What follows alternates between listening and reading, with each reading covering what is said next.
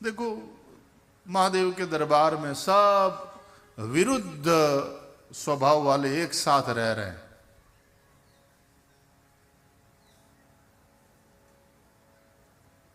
गणपति का चूहा और महादेव के गले का आभूषण सर्प, लेकिन वो चूहा सर्प से डरता नहीं, ये सर्प उसको खा नहीं जाता।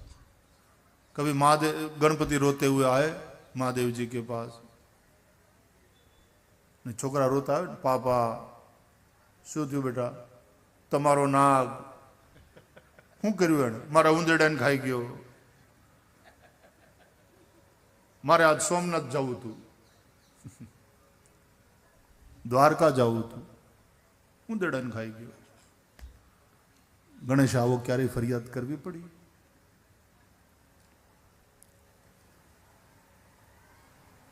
અને મહાદેવજીને અને પાર્વતીને કંઈ કોઈ વાતે એવો ઝઘડો થયો કે ભાઈ દેવી આ તમારા સિંહને કયો થોડોક રીતમાં રહે, પોઠીઓ મને ફરિયાદ કરે છે કે ભાળીને ઘુરકિયા બહુ કરે ना, कोई सब विरुद्ध स्वभाव वाले महादेव जी के दरबार में एक साथ रहते हैं।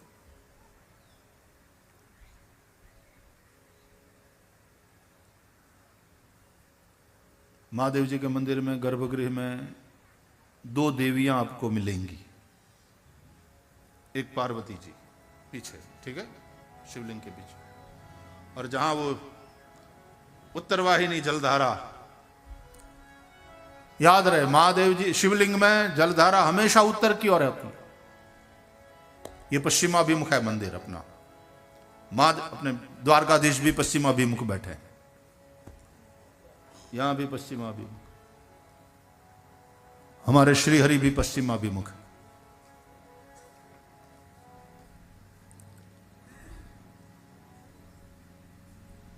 तो उत्तर की ओर ही बहेगी, और जहां वो जलधारा उत्तर की ओर बहती वहां गंगा जी है, क्योंकि ये जो बह रही है महादेव के सिर से अभिषिक्त महादेव को करती हुई, फिर वो धारा गंगा है और वो उत्तर की ओर ही बहेगी।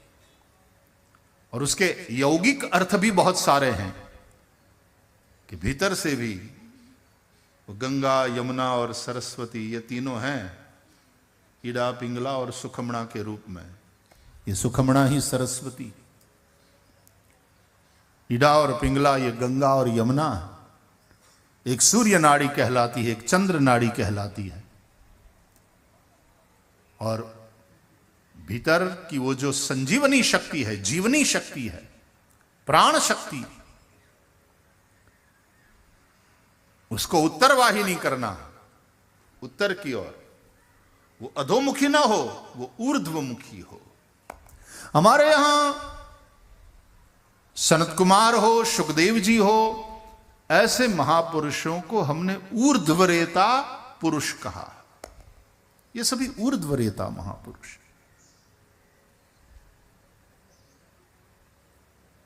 गंगा उत्तर में, और गंगा ही नहीं, जहां भी नदी उत्तरवाहिनी हो वहां उस नदी की विशेष महिमा हमारे यहां मानी गई।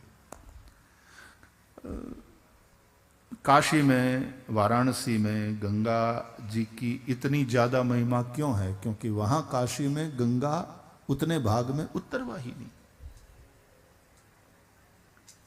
नर्मदा जी भी जहां उत्तरवाहिनी आपको मिलेगी, विशेष महिमा। जहां उत्तर में बह रही हो नदी, नहीं तो साधारणतया निम्नगा होती, नदी निम्नगा है, गंगा निम्नगा है, नदियों में गंगा निम्नगानाम यथा गंगा।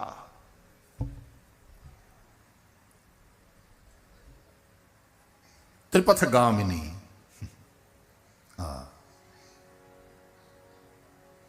तो यहां ईड़ा, पिंगला और सुखमणा, ये सरस्वती है सुखमणा, और ये तीनों फिर जहां मिलती है, देखो प्रवाह उत्तर की ओर, और जहां मिलती है वो है ये आज्ञा चक्र। इसलिए यौगिक दृष्टि से देखा जाए तो यहां पर त्रिवेणी है, हमारे गोरखनाथ हो, कबीर हो, और उन पंथी, उस प्रकार के पंथों के जो जो ऐसे भक्त कवि हैं, उनकी संतवाणी को देखो तो उन्होंने अपनी संतवाणी में इस पर इशारा किया। भीतर गंगा यमुना सरस्वती, और यहां तीनों का संगम, ये त्रिवेणी संगम है यहां। इसलिए किसी की पूजा करते हैं तो हम यहां टीका लगाते हैं ललाट में। तीर्थों में प्रयाग तीर्थ राज है, सब तीर्थों का राजा। और अंग में वैसे देखा जाए तो भगवान सबके हृदय में रहते हैं। हाँ, ईश्वर सर्वभूतानाम हृदयेषु अर्जुन तिष्ठति, लेकिन किसी की पूजा करना हो तो हम ललाट पर करते हैं, टीका वहां लगाते हैं। यहां त्रिवेणी है, गंगा यमुना और सरस्वती का संगम है। तो उन षड चक्रों का भेदन करते हुए फिर मूलाधार से लेकर के और फिर सहस्रार में जब पहुंच जाता है, योगी अपनी चेतना को वहां ले जाता है तो शिव रूप हो जाता है। शिव योगीश्वर है।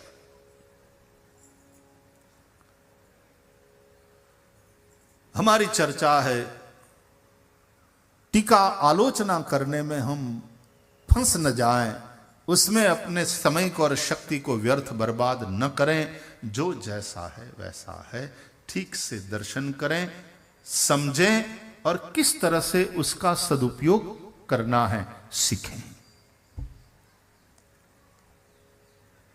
गुण दोषमय है विश्व।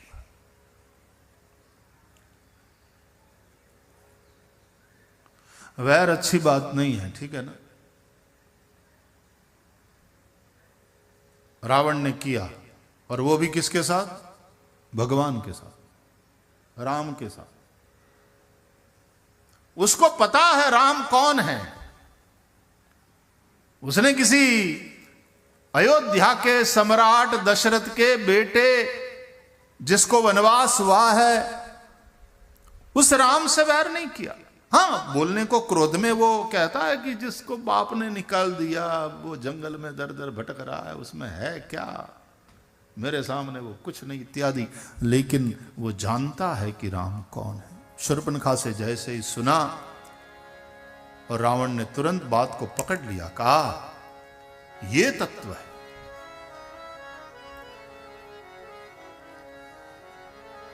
खर दूषण मोही सम बलवंता,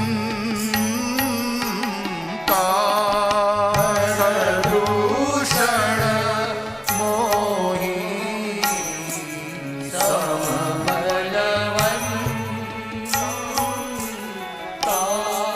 खर दूषण मोही सम बलवंता, खर दूषण मोही सम बलवंता, तिन्हि को मारई बिनु भगवंता,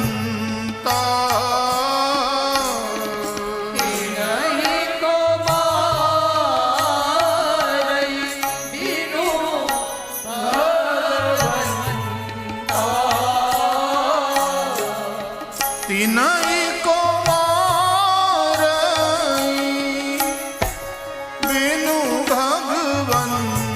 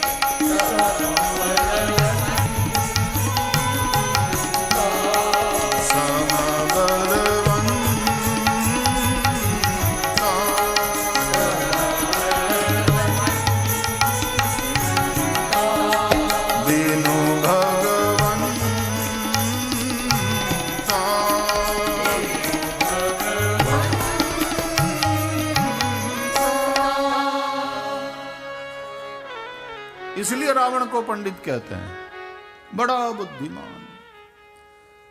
खरदूषण की सेना को 14,000 सैनिकों के समेत खरदूषण का जिस राम ने अकेले ही नाश कर दिया, वे बिना भगवान के और कोई नहीं हो सकता। राम कौन है ये तो उसने जान लिया, और मैं क्या हूं ये भी पहचानना, अपनी भूमिका को समझना भी उतना ही आवश्यक होता है। मैं क्या हूं? रावण को यह भी पता है कि मैं तामसी शरीर से युक्त हूं, मेरी भूमिका वो वाली। अतः वो भगवान है तो भजनीय है, लेकिन मेरे से वो वाला भजन नहीं होगा, क्योंकि मेरा तामस शरीर है। होई न भजन मम तामस देहा, मन क्रम बचन मंत्र दृढ़ एहा। लेकिन मुझे अपना उद्धार तो करा लेना है, तो फिर उनकी सती नारी को हर के ले आऊं, उनके साथ वैर करूं, युद्ध होगा, उनके हाथों मरूंगा, और इस तरह से मैं अपना उद्धार करूंगा। इस दृष्टि से देखा जाए तो रावण के द्वारा सीता का हरण भी उसकी साधना का ही एक अंग था।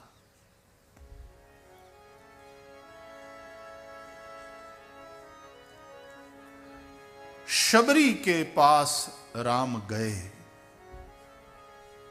शबरी को राम के पास नहीं जाना पड़ा। अयोध्या की यात्रा शबरी ने नहीं करी, राम ने अयोध्या छोड़ी और यात्रा करते हुए शबरी की कुटिया पर प्रभु पधारे। शबरी के पास राम आए और रावण के पास भी राम को जाना पड़ा। ऐसा रावण ने किया।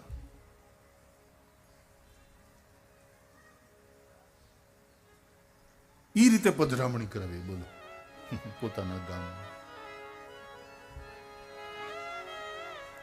નહીં તો આમ આવા માણસને ત્યાં ઈ બોલાવે તોય કોણ જાય? અમુકને ત્યાં કોઈ ના જાય ને। આણે આ રીતે પધરામણી કરાવી લીધી। અશોકવાડી તમારા અહીં આજ પગલા થવાના ને ચમનમાં બધાને ખબર થઈ ગઈ છે અને ઝુકાવી છે। गर्दन बधी डाळीओए અને હું ચમનમાં ફૂલોને ખબર પડી ગઈ, એવું બધું રામજીની પધરામણી કરાવી લીધી। मेरी भूमिका क्या है वो रावण खूब समझता है, तो उसने अपना उद्धार करा लिया राम के साथ वैर करके। એટલે કોઈ ગુજરાતી કવિએ લખ્યું કે રાવણ બનીને મારે લડવું છે રામની સામે, રાવણ બનીને મારે લડવું છે રામની સામે, કારણ જિંદગીનું એ જોખમ મને ગમે છે, જિંદગીનું એ જોખમ મને ગમે છે। રાવણ બનીને મારે લડવું, નહીં તો રાવણ થવાની કોઈ વાત કરે? આગે રાવણ કવિઓ ગમે કે નિરંકુશા કવયઃ, એવું કહેવાય અમારે। કવિ હોતે वो निरंकुश होते અને તમારે એમાં પાછી હા પાડવી પડે સાહેબ। કવિ એ રીતે બોલે તમારે એમાં ડોકું હલાવવું પડે, વાહ વાહ કેવું પડે। એ રાવણ બનવાની વાત કે ને તોય તેમ કેવું પડે, વાહ વાહ ક્યા બાત। રાવણ બનીને મારે લડવું છે રામની સામે, જિંદગીનું એ જોખમ મને ગમે। કોનું છે યાદ છે?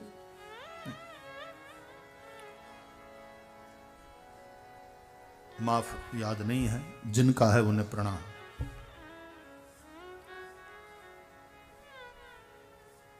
क्यों सरस लगे।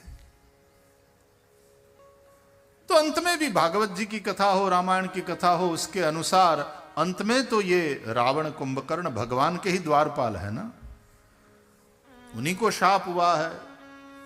और इस तरह से पहले हिरण्याक्ष हिरण्यकशिपु के रूप में, फिर रावण कुंभकर्ण, और फिर कंस शिशुपाल दंतवक्त्र के रूप में प्रकट हुए। वैर भाव से भगवान का भजन करके भगवान को प्राप्त किए। कहने का तात्पर्य हम गुणग्राही बने।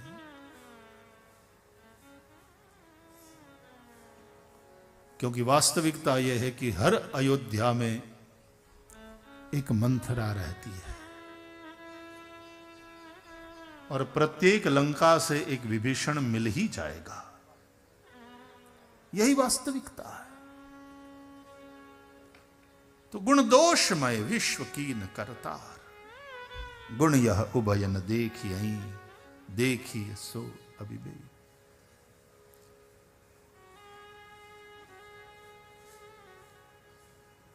बहा देते हैं महादेव गंगा में सब कुछ।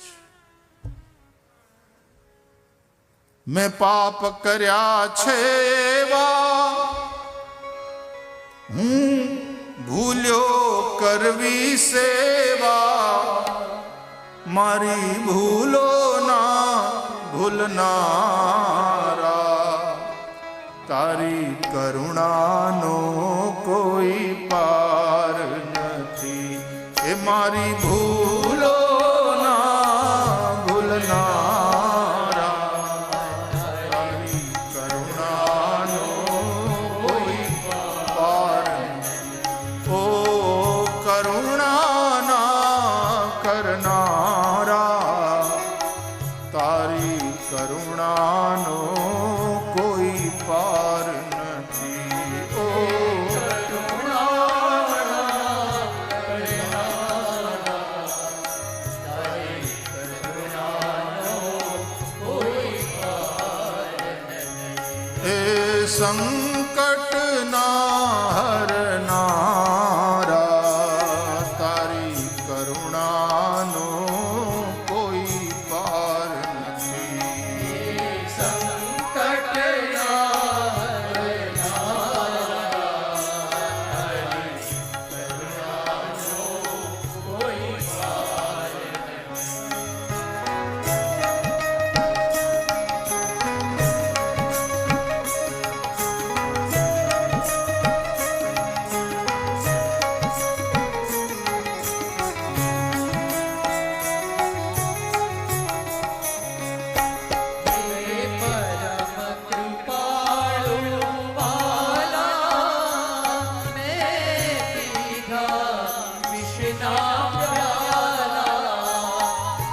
परम कृपालु वाला, मैं पीधा विषना प्याला, विष ने अमृत करनारा, तारी करुणा नो कोई पार नहीं। हे करुणा ना करना,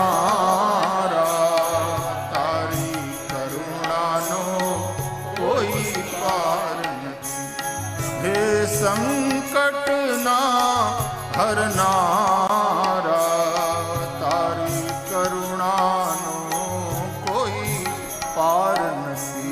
तारी करुणा नो कोई पार नहीं। तारी करुणा नो कोई पार नहीं।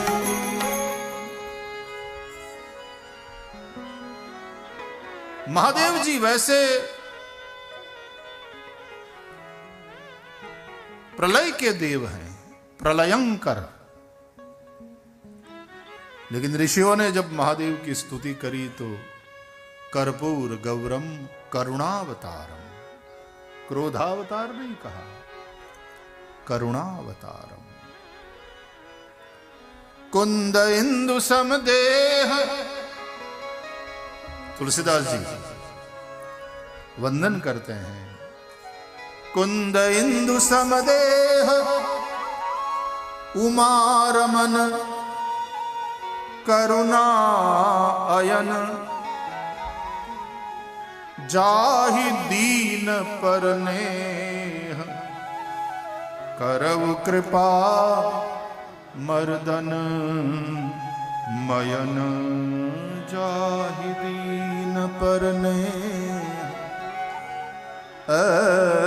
करव कृपा मर्दन मयन। मुकुंद इंदु समदेह उमारमन करुणा अयन। અને જેની આંખોમાં કરુણા ન હોય, કરુણા અયન. વળી પાછું નામ ભૂલું છું, કદાચ શૂન્ય પાલનપુરીનું હોય. જે નયણે કરુણાતર છોડી એની કિંમત ફૂટી કોડી. જે નયણે કરુણાતર છોડી એની કિંમત ફૂટી કોડી. મૃગજળના દરિયાને તરવા મૂર્ખ હોય બાંધે હોડી. મૃગજળના દરિયાને તરવા મૂર્ખ હોય એ બાંધે હોડી. જે નયણે કરુણાતર છોડી એની કિંમત ફૂટી કોડી. સંસારી તો મૃગજળ, એનો દરિયો.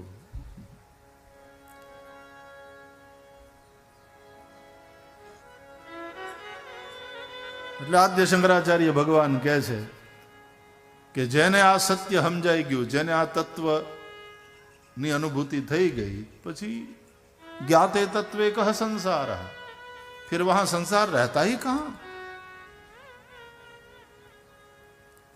तो मृगजल है ही नहीं, दिख रहा मृगजल, होता नहीं, दिखता मात्र है. इसलिए आद्य शंकराचार्य भगवान कहते हैं जगन मिथ्या, ब्रह्म सत्यम जगन मिथ्या, जगत मिथ्या, मृगजल की तरह. સંસારીનું સુખ એવું અને જાંજવાના જળ જેવું.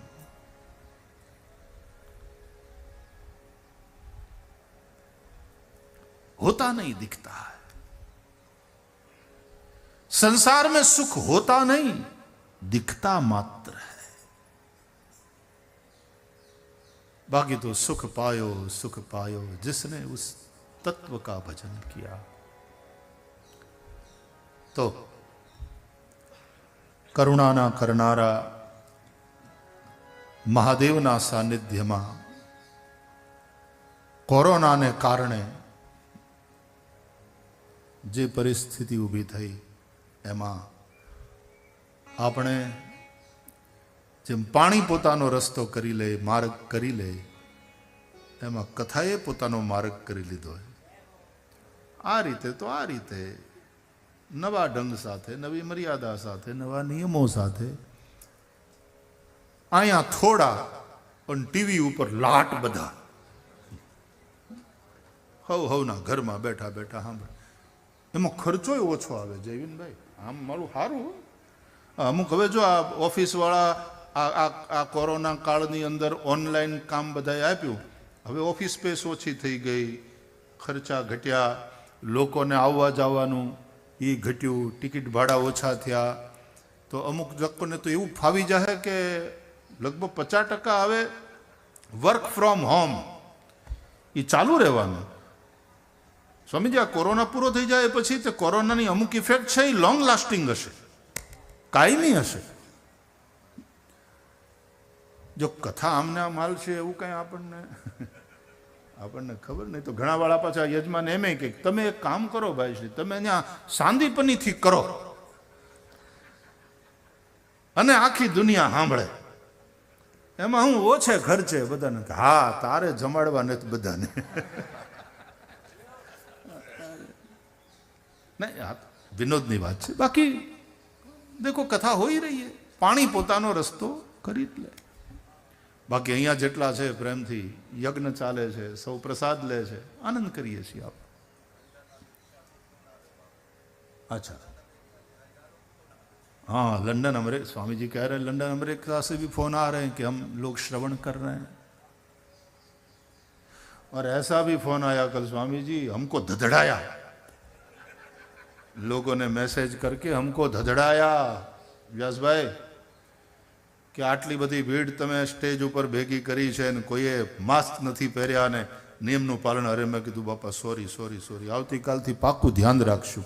તો જો આજે આજથી અમે ડાયા થઈ ગયા બધા, एकदम नियम से चल रहे हैं ना. बात साची है. वो उन लोगों को चिंता होती है ना, कि आप जिसके चलते सीमित संख्या में कथा हो रही है उन नियमों का पालन करिए, नहीं तो પછી ભેગા ના કર્યા તો આપણે 25 માણસ 25,000 ભેગા કરવા કેટલી વાર લાગે, એ રીતનું આયોજન હોય, બરાબર ને? આપણે એકદમ સીમિત સંખ્યામાં ભેગા થઈને કરવા, તો પછી એના જે નિયમો છે એનું આપણે પાલન કરીશું. એમાં એ બધાયના એ ઠપકાની પાછળ એનો પ્રેમ, એની ચિંતા, એની લાગણી બોલે છે, આપણે સમજીએ છીએ. तो आज से हम सब बहुत समझ गए. देखो, बाकी तो ज्યાં તમે બેઠા છો, જ્યાં ઊભા ત્યાં ઊભા ઊભા પછી ત્યાંથી પ્રણામ કરી લ્યો એટલે વ્યાસપીઠને પ્રણામ પહોંચી જાય. મારું બળધું ને શીકા આપણે શીખી બાંધ કે એ ખાઈ જાય નહીં, ઓલામાંથી ખળામાંથી ને ખેતરમાંથી ખાઈ ન જાય, અને આવડો કોરોના આપણને ખાઈ ન જાય એટલા માટે હવે આપણે શીકી બાંધવી પડે. મોબાઈલની અડધી સ્ક્રીન બગડી જાય ને કેમ આમ પૂરું ખબર ન પડે, એમ માણસને ઓળખવામાં તકલીફ પડે છે. હમણાં અત્યારના જન્મેલા આપણે સાંઈરામ કહે ને કે અત્યારના જન્મેલા છોકરાઓને છે ને પપ્પા માસ્ક હારે હશે તો જ ઓળખાશે. જો માસ્ક ઉતારી લે છોકરું જોઈને રોહે, મમ્મીએ કેવું પડશે બેટા નહીં રોવાનું, નહીં રોવાનું, તારા પપ્પા છે. કારણ કે માસ્ક વગરના પપ્પાને પહેલી વાર એને પપ્પો જોયો હોય, એને બહુ અજાણ્યું લાગે.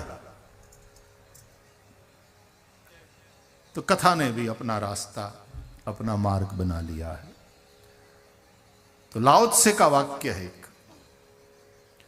कि पानी से ज्यादा नरम और लचीला शायद ही और कोई पदार्थ हो. इतना नरम, इतना लचीला, लेकिन वो अपना रास्ता बना ही लेता है. पत्थरों की, बड़े बड़े पहाड़ों की चट्टानों को तोड़ते हुए गंगा अपना मार्ग बना लेती है.